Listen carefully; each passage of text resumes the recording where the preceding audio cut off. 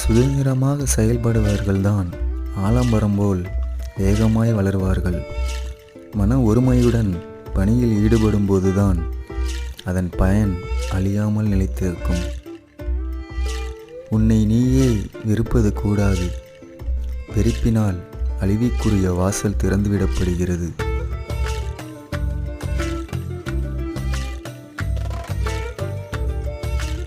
கடவுள் பற்றில்லாமல் இருக்கிறார்கள்.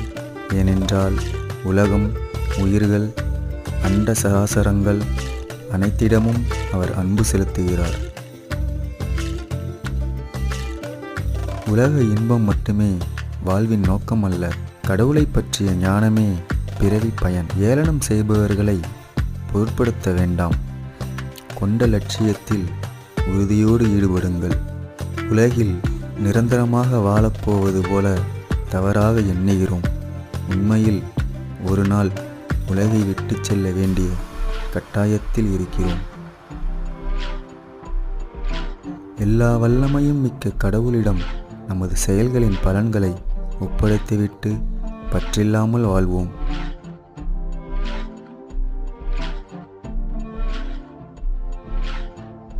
கடவுள் ஒருவரே நிரந்தரமானவர்.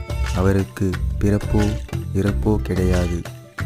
எந்த வடிவத்தில் கடவுளை வணங்கினாலும் அவருடைய அருளை பெற முடியும்.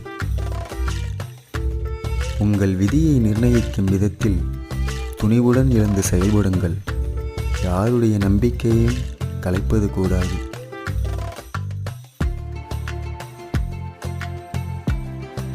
மனதில் பலம் நிறைந்திருந்தால் உங்களின் விதியை நீங்களே வகுத்து கொள்ள முடியும்.